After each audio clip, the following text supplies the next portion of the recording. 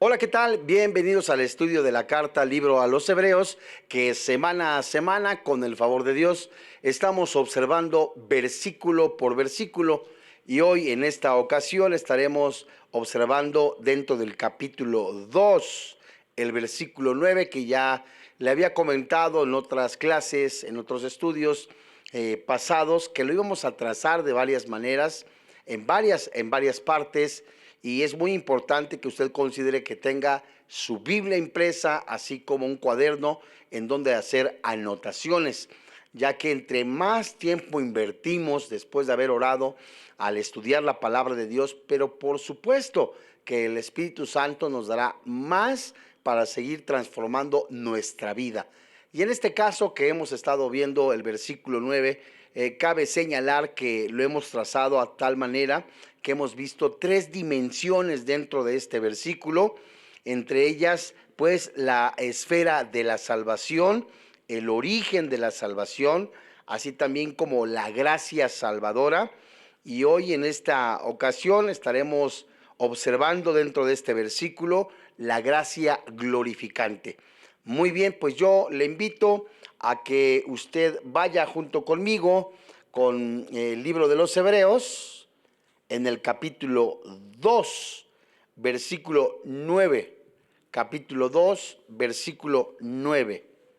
Y yo le voy a leer la versión 1960 para que usted le ponga cuidado. Muy bien.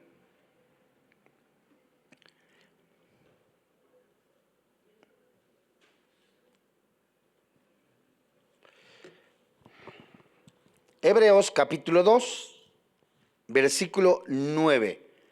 La Biblia dice: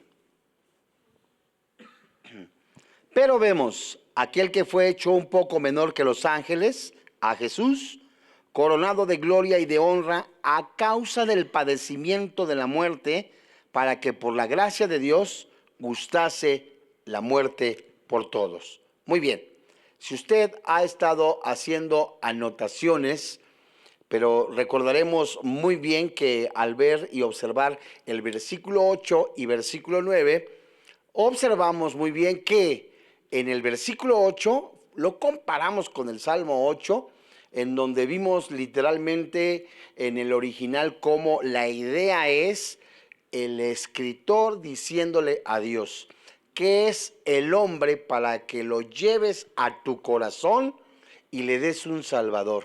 Entonces, comparando la porción escritural junto con el versículo 8 del capítulo 2 de Hebreos, se refiere al hombre. Y en el versículo 9 hemos estado trazando, observamos que se refiere al Señor Jesucristo. Dice la Biblia: pero aquel que fue un poco menor que los ángeles. Y aquí mismo dice, a Jesús. Vimos que ha sido coronado de gloria y honra a causa del padecimiento de muerte. Y la frase a observar es: por la gracia de Dios. Esta parte, acuérdese que la trazamos en dos, la última parte la trazamos en dos partes, para que la gracia de Dios, primer parte de la última, para que me entienda, gustase la muerte de todos. Muy bien. Entonces, ya que hemos visto la gracia salvífica, la gracia salvadora, vimos su origen, en la misma Biblia nos enseña la gracia santificante. Entonces podemos hablar que la salvación se puede componer en conjunto, ¿sí? De justificación, de santificación y glorificación. Entonces, esa gracia que nos habla el Espíritu Santo aquí en Hebreos capítulo 2, versículo 9, es muy extenso el tema, pero ahora que nos vamos a enfocar, permítame el término, a esa gracia glorificante, tenemos nosotros que tener en observación varios versículos que nos hablen de esa gracia glorificante. El Espíritu Santo nos está hablando en conjunto en este versículo 9 de el sacrificio de Cristo en la cruz, el cual hecho en semejanza al hombre. Y recordamos que esta palabra semejante en el original se refiere a limitante. Fue limitado en la condición semejante de hombre para que en él fueran cargados nuestros pecados y él se presentara como el siervo sufriente, poniéndose en nuestro lugar y de esa manera recibir la ira de Dios. A eso pues, a esa gracia en la que Él paga nuestros pecados y el Espíritu Santo nos da la salvación, es la gracia santificante. Ahora, en ese caminar, en ese andar, en la palabra de Dios, ya como una persona regenerada, nacida de nuevo, el Espíritu Santo nos dice que nos ha colocado del reino de las tinieblas al reino de luz. En ese tiempo, ahora ya en Cristo, tenemos que andar y andamos en vida nueva, dice Romanos 5. Entonces, en esa vida nueva, o como dicen algunas versiones, novedad de vida, es esa nueva vida que el Espíritu Santo nos ha dado, que nos ha apartado. Y en esa nueva vida tenemos el deber, la convicción de vivir en santificación hasta que seamos nosotros arrebatados o llevados hasta el tercer cielo, ¿verdad? Con un cuerpo intermedio, si aún no es el arrebatamiento.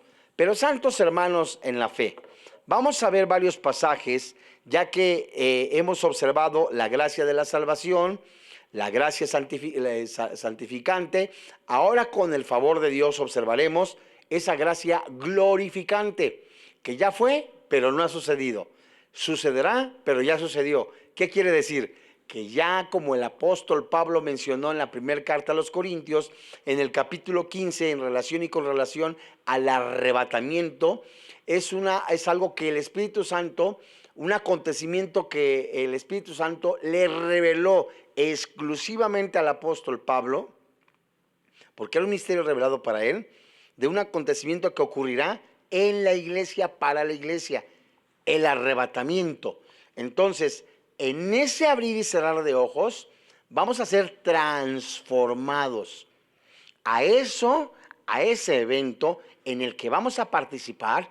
Es un evento gratuito, es un don dado por Dios, es una gracia glorificante. Entonces, en eso vamos a observar varios pasajes de cómo describe la palabra de Dios qué sucede con una persona que es cristiana, murió ayer, antier. ¿Dónde está su cuerpo? Por supuesto puede estar en el panteón o en algún nicho, sus restos, sus cenizas.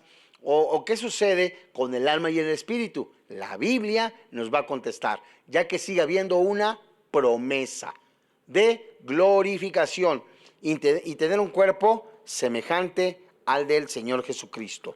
Muy bien, vayamos a primera carta de Pedro, mis amados hermanos en la fe, y observemos el capítulo 1, versículo 13.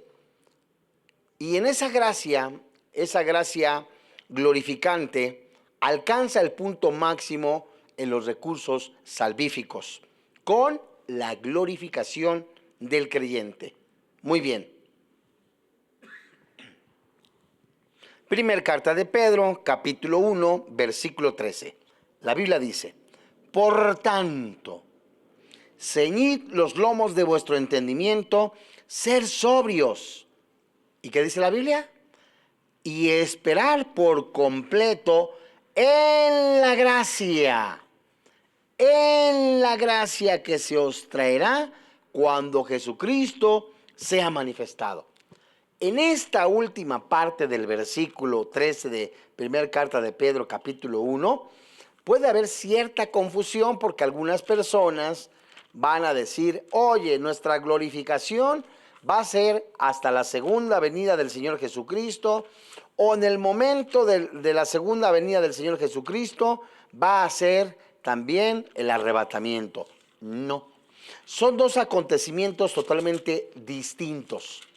Entonces, en este momento estamos observando, por supuesto, la glorificación y nos vamos a enfocar a ello, y el Espíritu Santo nos dará los versículos que Él mismo inspiró, y que también, si de alguna manera hay cierta confusión en la segunda venida y el arrebatamiento, que son dos acontecimientos distintos, creo yo, en diferentes ocasiones, la Biblia nos va a decir y nos va a dar la respuesta. Vayamos, mis amados hermanos en la fe, al libro de Juan, el Evangelio de Juan, y observemos el capítulo 1, verso 14, ya que vemos que esta gracia glorificante está vinculada a Cristo. Y esta gracia se manifestó en su persona de manera que los que estuvieron cerca de él vieron. ¿Qué es lo que vieron? Juan capítulo 1, versículo 14. Y aquel verbo fue hecho carne. Juan 1:1, podemos compararlo.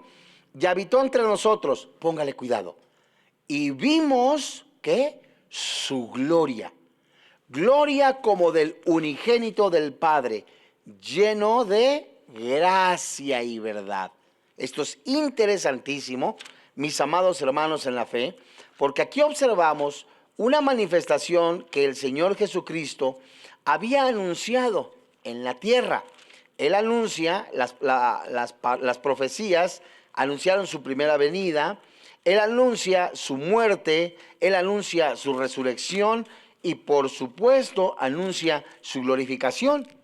Entonces, este es un evento en el que nosotros vamos a ser semejantes como Él, dice la carta a los Romanos.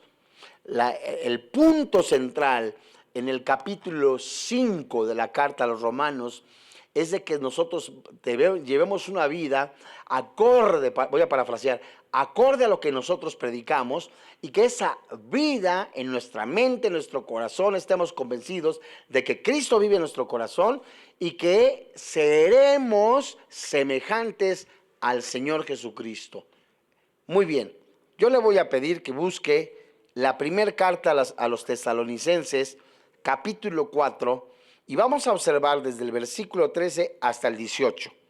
Voy a leer los versículos 13 hasta el 18 para posteriormente hacer énfasis en cada uno de los versículos, ya que, les repito, estamos viendo esta gracia glorificante y cómo en este pasaje escritural nos habla de una manera tan preciosa, tan hermosa, del arrebatamiento, de la glorificación del cuerpo del cristiano.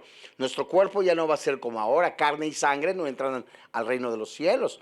Este cuerpo corruptible, dice primera carta a los Corintios, capítulo 15, se siembra, ¿verdad? Este cuerpo se echa a perder por causa del pecado, Génesis capítulo 3. Entonces, en el momento que entra el pecado, dice Romanos, en el momento que el hombre peca, entra el pecado al mundo. Y por un pecado, ¿verdad? Hay muchos, ¿verdad?, que nacimos en pecado, y la gracia del Señor Jesucristo, que vino a este mundo, Gálatas 4:4, en su tiempo, en el momento, primera carta de Pedro, en ese momento Jesucristo viene a pagar nuestra deuda, la cual nosotros debíamos haber pagado con nuestra vida, porque la paga del pecado es la muerte, muerte física y muerte espiritual. Jesús se pone en nuestro lugar y no solamente nos da un mensaje tan hermoso, Hebreos capítulo 1, verso 1 en adelante, en el que el mensaje es de redención, santificación, glorificación, a tal grado que el escritor de Hebreos en el capítulo 2, verso 1, hace el llamado a tener atención, cuidado sobre el mensaje de la palabra de Dios que ha dado el Señor Jesucristo. Y ese mensaje es el evangelio, la muerte, resurrección del Señor Jesucristo, el perdón de nuestros pecados, y no parar ahí, sino que algún día vamos a ser glorificados y tener un cuerpo semejante a Él. Muy bien, entonces vayamos a la primera carta a los tesalonicenses en el capítulo 4 y vamos a leer del verso 13 en adelante y posteriormente, mis amados hermanos, vamos a observar versículo por versículo. Muy bien. Dice la Biblia: tampoco queremos, hermanos, que ignoréis acerca de los que duermen, para que no os entristezcáis como los otros que no tienen esperanza. Porque si creemos que Jesús murió y resucitó, así también traerá Dios con Jesús a los que durmieron en él. Por lo cual os decimos esto en palabra del Señor, que nosotros que vivimos, que habremos quedado hasta la venida del Señor, no precederemos a los que durmieron, porque el Señor mismo, con voz de mando, con voz de arcángel y con trompeta de Dios, descenderá del cielo, y los muertos en Cristo resucitarán primero. Verso 17.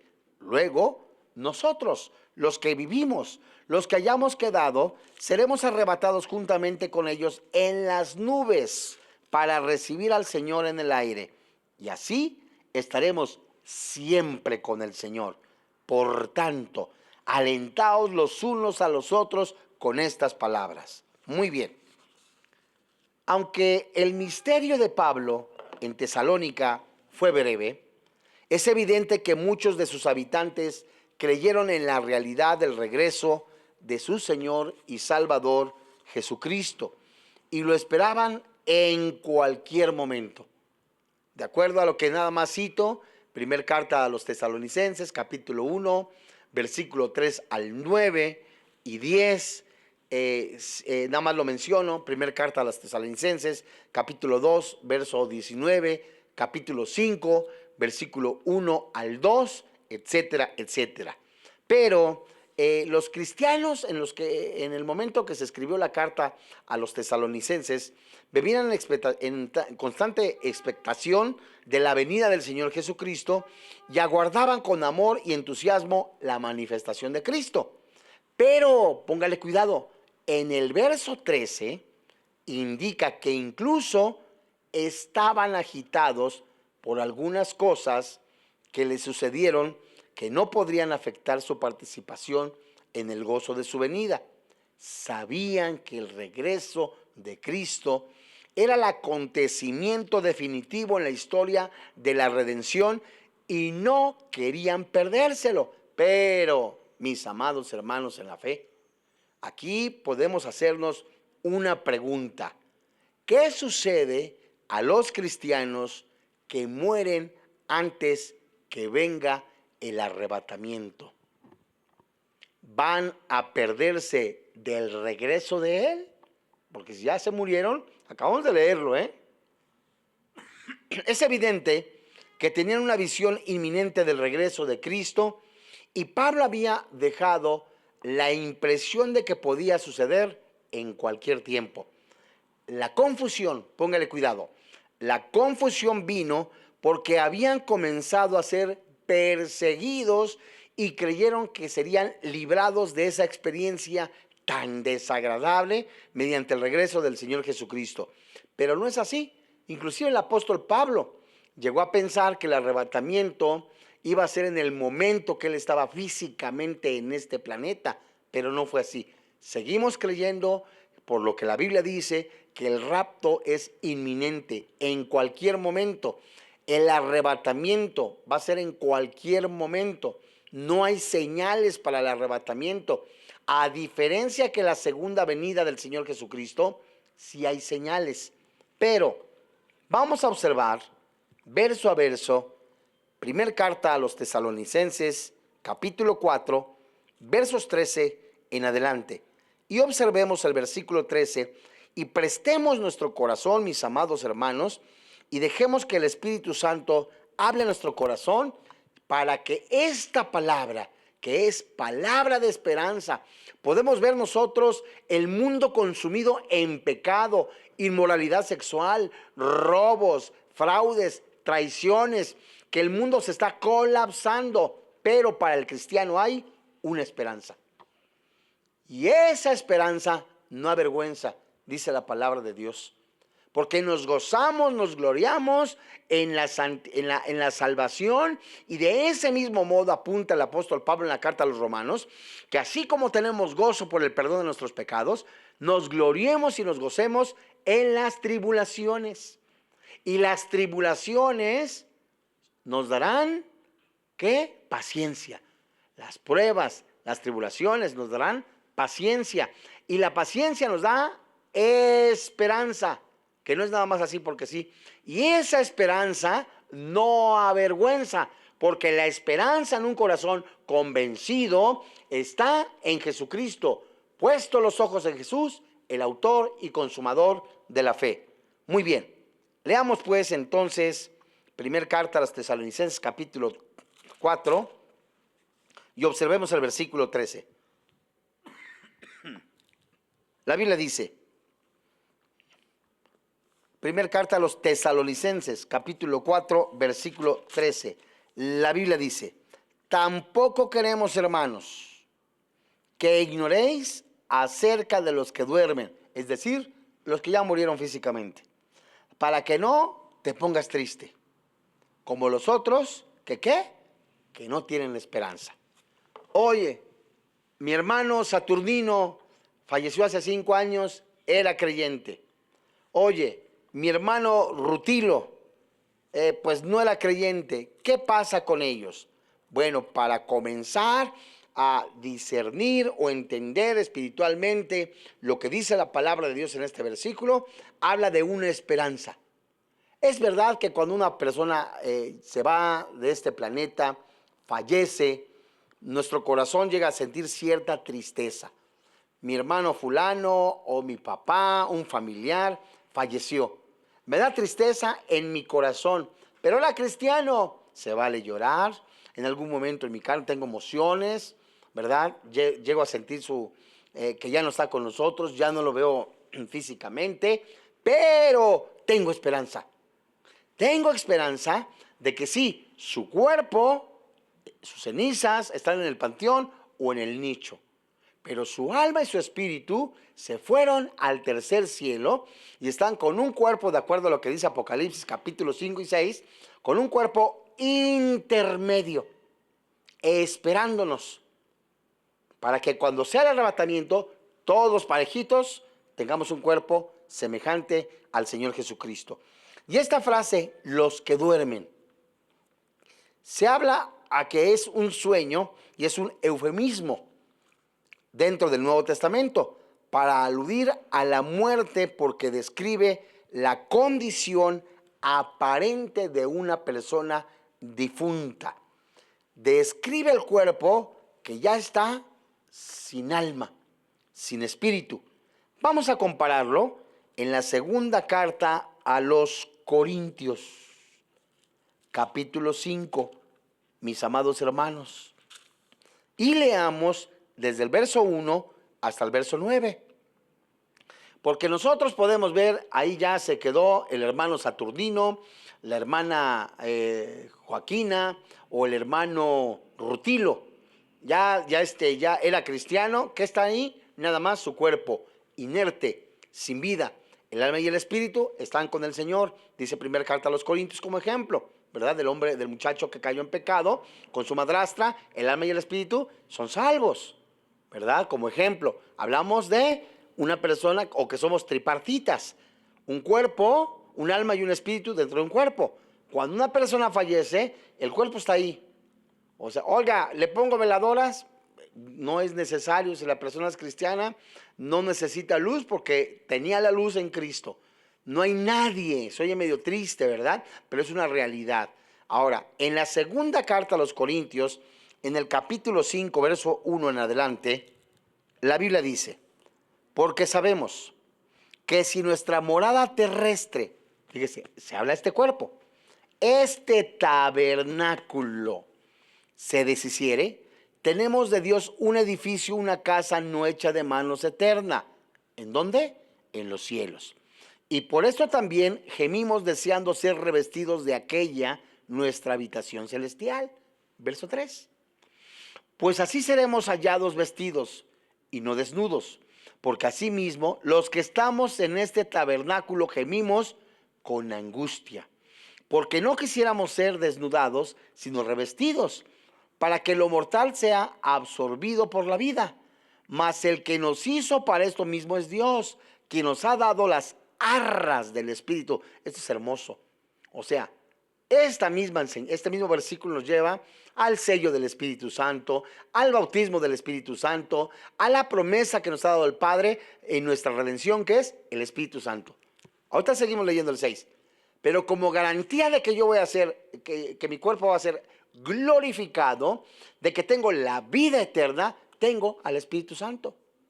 Y en la primera carta de Pedro, allí como por el capítulo 3, el Espíritu Santo, capítulo 2, el Espíritu Santo nos enseña que está reservada Cristo paga nuestros pecados, pero tenemos reservada nuestra salvación. Apunta a la versión 1960.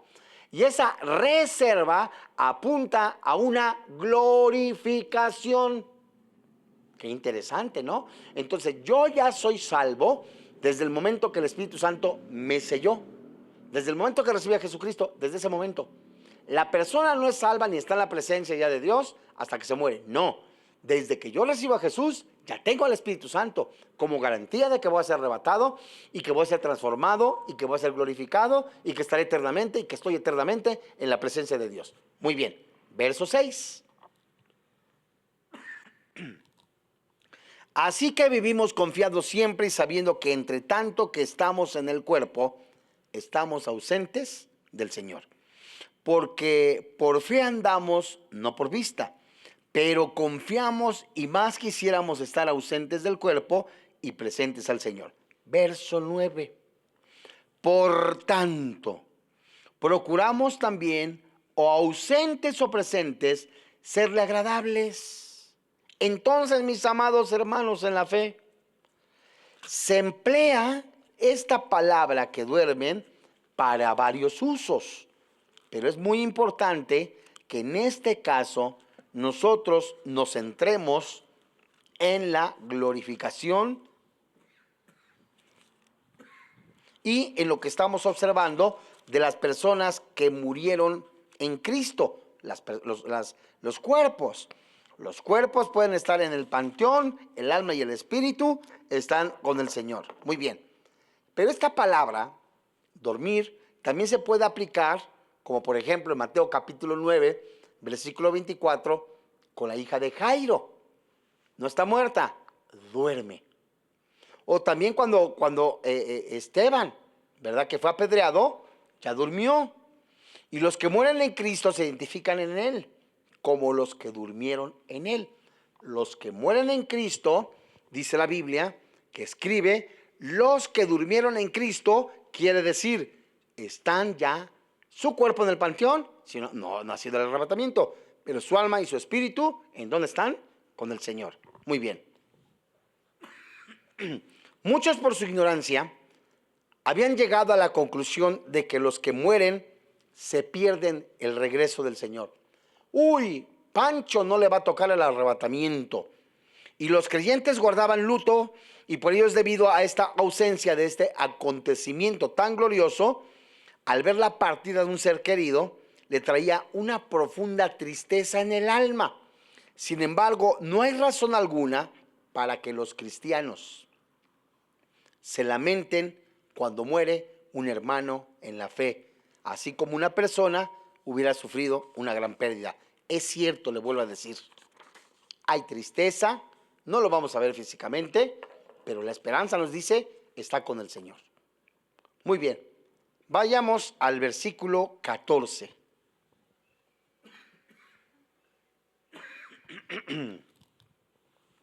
El verso 14, muy bien, mis hermanos. Primera carta a los Tesalonicenses, capítulo 4, verso 14. La Biblia dice, porque si creemos que Jesús murió y resucitó, póngale cuidado, así también traerá Dios, ¿qué dice? Con Jesús, ¿a quiénes? A los que durmieron en Él. Y así como Jesús murió y resucitó, los que murieron creyendo en Él, mis amados hermanos en la fe, se levantarán de nuevo para que puedan ser llevados al cielo con el Señor. Apúntele. Juan capítulo 14, versículo 1. Y acompáñeme a la primera carta a los Corintios en el capítulo 15. Y vamos a leer desde el verso 51 hasta el 58. Esto es interesantísimo. Ahí le va otro punto, el por qué el arrebatamiento y la segunda venida del Señor Jesucristo son dos acontecimientos distintos en diferentes ocasiones. El arrebatamiento no hay señales. En la segunda venida del Señor Jesucristo hay señales.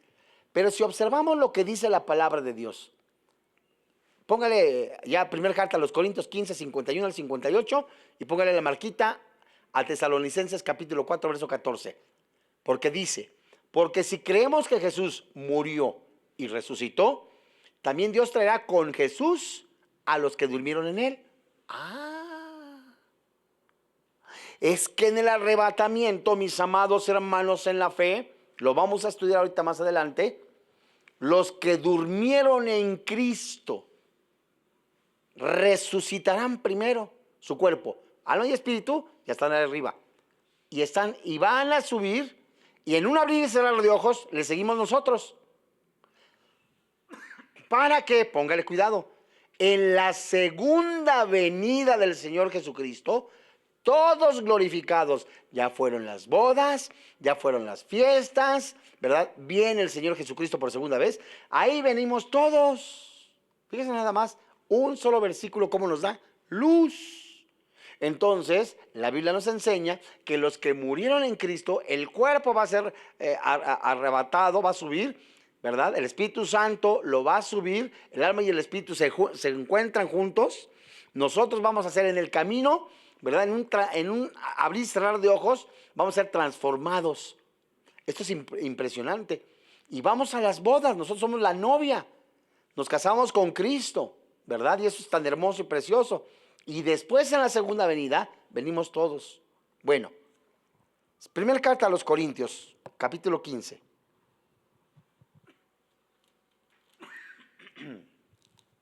Dice el verso 51. He aquí os digo un misterio. No todos dormiremos, pero todos seremos transformados. ¿Qué huele? Transformados. Metamorfa. En un momento, en un abrir y cerrar de ojos, a la final trompeta, porque se tocará la trompeta y los muertos serán resucitados incorruptibles. Y nosotros seremos transformados. ¿Cómo que incorruptibles? Sí, mi hermano, acá hay mucha enseñanza, porque el cuerpo de Saturnino, que ahorita está en el panteón, está descompuesto. Sus huesos ya están todos, quizás hasta deshechos. Ahí está algo sobrenatural. ¿Cómo se van a formar, por ejemplo, del hermano que murió hace 300 años? Ahí está el cuerpo, ya ni cenizas. ¿Qué pasó? El Espíritu Santo, que también es Dios, en su soberanía, en su poder, en su bondad. Híjole, eso es impresionante. Sacará ese cuerpo, saldrá de la tumba, no físicamente, sino de manera espiritual. Póngale cuidado. Seguimos. Y luego nosotros, por eso será incorruptible. Porque corruptible es como nosotros, así, que se echa a perder. Y nosotros seremos transformados. Porque es necesario que esto corruptible se vista de incorrupción y esto mortal se vista de inmortalidad. Y cuando esto corruptible se haya vestido de incorrupción y esto mortal se haya vestido de inmortalidad, entonces se cumplirá la palabra que está escrito: sórbida es la muerte en victoria. ¿Dónde está, oh muerte, tu aguijón? ¿Dónde, oh sepulcro, tu victoria? Ya que el aguijón de la muerte es el pecado y el poder del pecado la ley. Mas gracias sean dadas a Dios, que nos da la victoria por medio de nuestro Señor Jesucristo. Así que, hermanos míos, amados, estar firmes, constantes, creyendo en la obra del Señor siempre, sabiendo que vuestro trabajo en el Señor, ¿qué hubo? No es en vano. Entonces, mis amados hermanos en la fe, estamos observando algo maravilloso, precioso. El arrebatamiento de la iglesia, la glorificación, santos hermanos en la fe, nos tiene que dar, cuando venimos a la palabra de Dios, esperanza. Ya lo decía yo al principio, estamos viviendo en un mundo descompuesto. en donde de lo más profundo de nuestro corazón estamos gimiendo. Nuestra alma, nuestro espíritu, el espíritu cohabita con el Espíritu Santo a tal grado que nos lleva en un momento, ya sea depresión que externa al mundo por causa del pecado, presión que está ejerciendo el mundo para que nosotros caigamos en pecado, persecución por causa de ser cristianos. Nosotros en lo más profundo, cada vez más que estemos más sometidos, haciendo morir la carne, mortificando la carne, nuestros ojos espirituales puestos en Jesús, viviendo en intimidad en la presencia del Señor, el Espíritu Santo se empieza a ensanchar de tal manera, mis amados hermanos en la fe, que ejerce un dominio dentro de nuestra voluntad, y cada vez más ejercemos una santidad, vivimos una santidad con los ojos puestos en Jesús, que nos lleva a ver este mundo que se está colapsando como pasajero. Lo que ofrece el mundo es pasajero, no es eterno. Alcohol, drogas, pornografía, inmoralidad, pecado son pasajeras, son luces deslumbrantes que se apagarán muy pronto, mientras que la luz eterna del Señor Jesucristo permanece para siempre, y esa luz vive dentro de mí. Efesios capítulo 5. Yo tengo esa luz, no soy una luz, sino que soy luz, y esa luz, este tabernáculo que se desvanece como barro, me dice en lo más profundo de mi corazón: no pares, sigue adelante, persevera, pelea la buena batalla de la fe. Ya mero viene el Señor. Con mayor razón, Dios mío, le echo porras a mis hermanos. Están siendo perseguidos. Pancho está siendo perseguido por causa del Evangelio. Lupito está siendo perseguido por causa del Evangelio. Hermano, no desmayes. El mundo te pone como en charola de plata: alcohol, drogas, inmoralidad, pecado, sexo, alcohol. Debes de tener el dominio bajo la voluntad de Dios, gobernado por el Espíritu Santo. Decir no al pecado, no a la murmuración. La Biblia dice claramente: los borrachos, los adúlteros, los afeminados, los maldicientes, los estafadores no heredan el reino de los cielos. Hay perdón en Cristo Jesús, hay vida eterna después de esta muerte. Y el cristiano que tiene el Espíritu Santo vive buscando a Dios, ve los defectos de otra persona, aunque sea cristiano, pero ora para que el Espíritu Santo le alumbre el entendimiento, porque somos un cuerpo.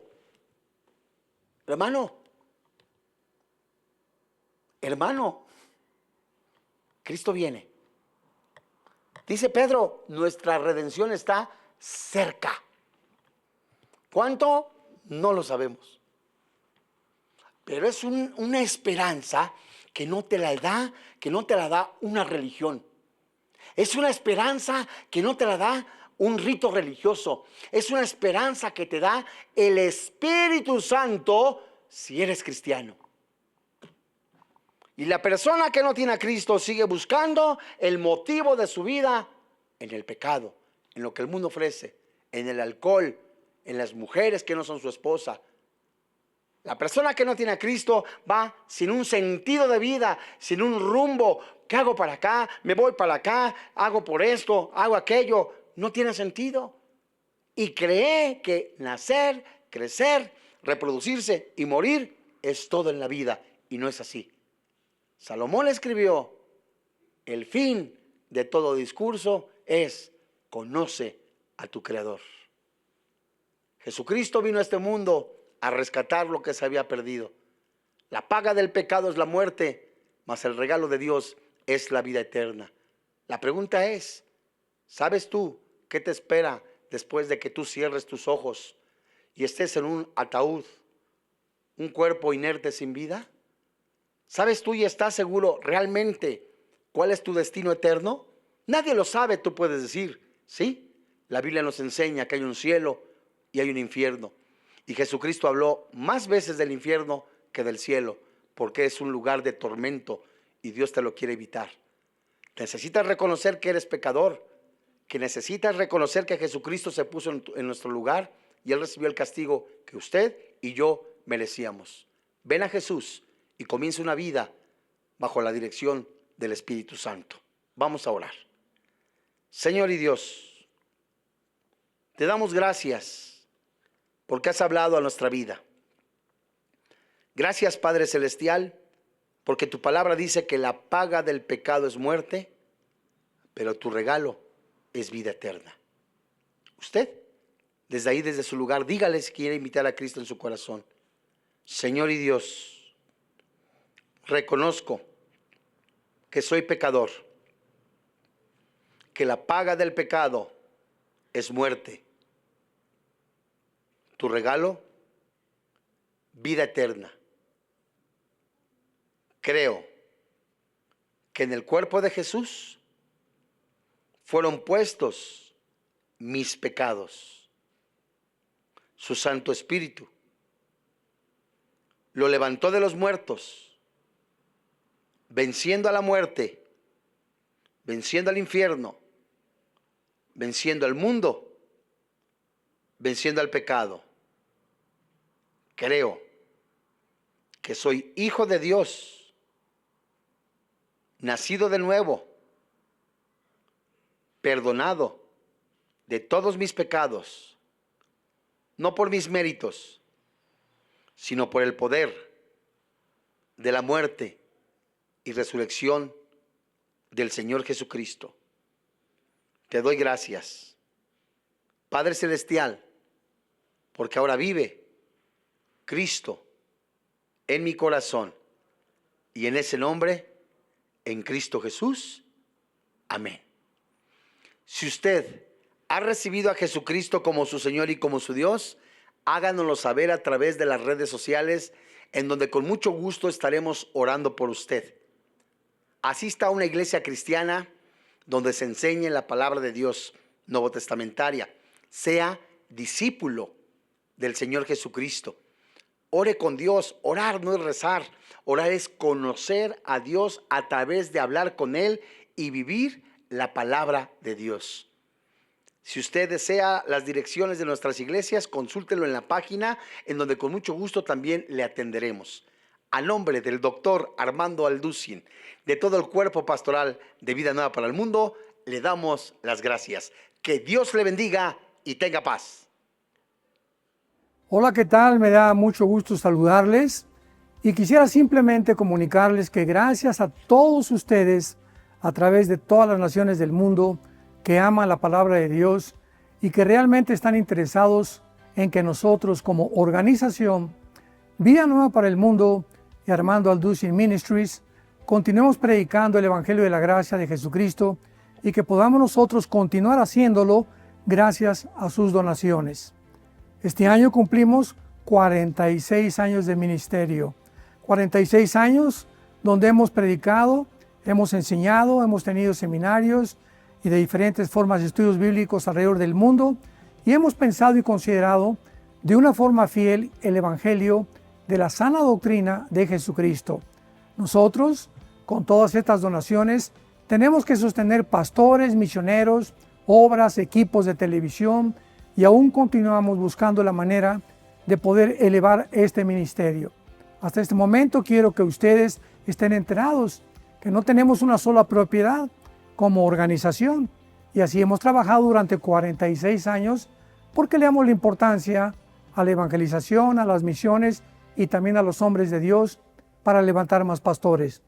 Le damos las gracias y que pueda Dios con su gracia tocar sus corazones y que puedan ustedes invertir en un terreno donde es fructífero, porque creemos que ha producido bastante buen fruto para la gloria de Dios.